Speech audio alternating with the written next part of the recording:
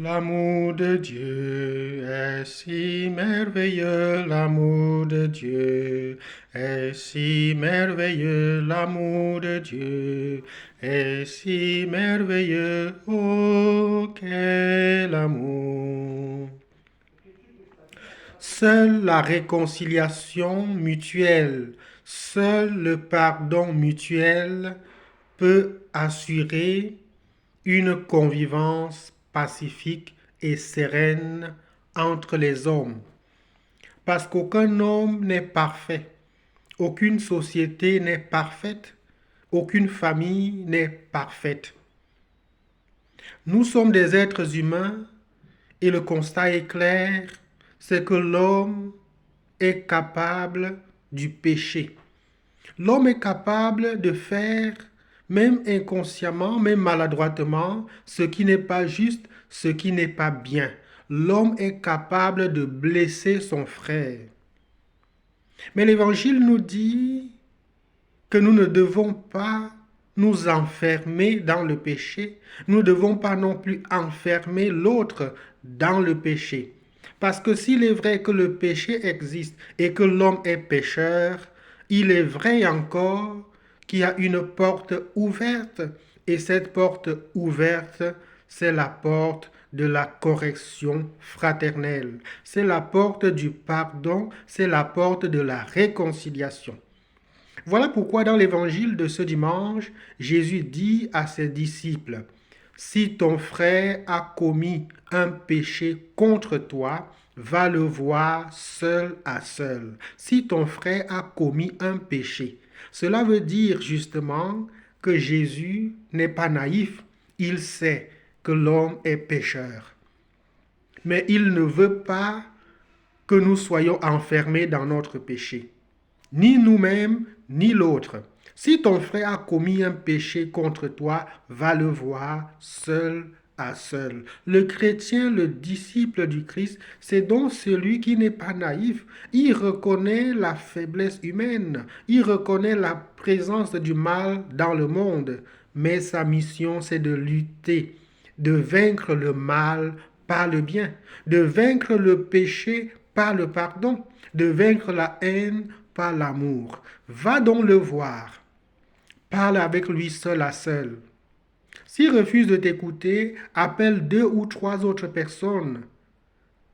Parlez-en ensemble. Cherchez à faire la paix. S'il refuse d'écouter encore ces 3 ou 4 personnes, appelle la famille. Convoque une réunion familiale. Appelle la communauté et cherchez à faire la paix en communauté. Si même au niveau de la communauté, la correction fraternelle ne porte pas son fruit parce que l'autre refuse de se convertir, alors amène-le devant l'Église. Si finalement à ce niveau-là, il refuse toujours d'écouter, considère-le comme un païen et un publicain.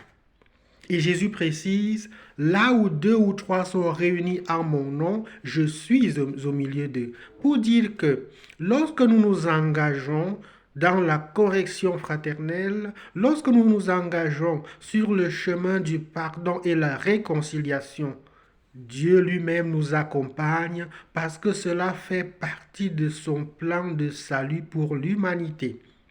Nous devons toujours donc saisir toutes les opportunités de pardon, de réconciliation possibles que Dieu nous donne. Mais qu'est-ce que Jésus entend à la fin par dire considère-le comme un païen et un publicain? Certains ont souvent pensé qu'il s'agit de dire non, s'il refuse ton pardon, alors abandonne-le. Ce n'est pas ce que l'Évangile veut dire. Le considérer comme publicain ou comme païen, c'est tout simplement dire considère-le comme un frère qui n'a pas encore atteint le niveau requis. Le païen et le publicain, ce n'est pas celui que nous devons condamner, ce n'est pas celui que nous devons rejeter ou abandonner, mais c'est le frère pour qui nous devons prier. Le considérer comme un païen, comme un publicain, c'est dire continue à prier pour lui, continue à donner témoignage de l'amour et peut-être un jour, il se convertira. Peut-être un jour, de païen qu'il est, il deviendra croyant, il deviendra chrétien.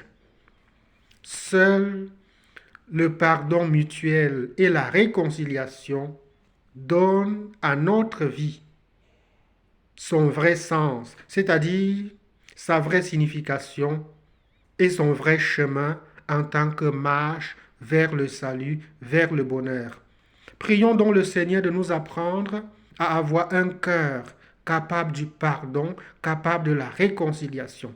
Prions le Seigneur de nous apprendre à savoir nous asseoir autour d'une table pour chercher la paix en famille, en communauté, dans notre société, dans notre monde. Que sa grâce nous accompagne sur ce chemin et que sa bénédiction descende sur nous, au nom du Père et du Fils et du Saint-Esprit. Bon dimanche à tous.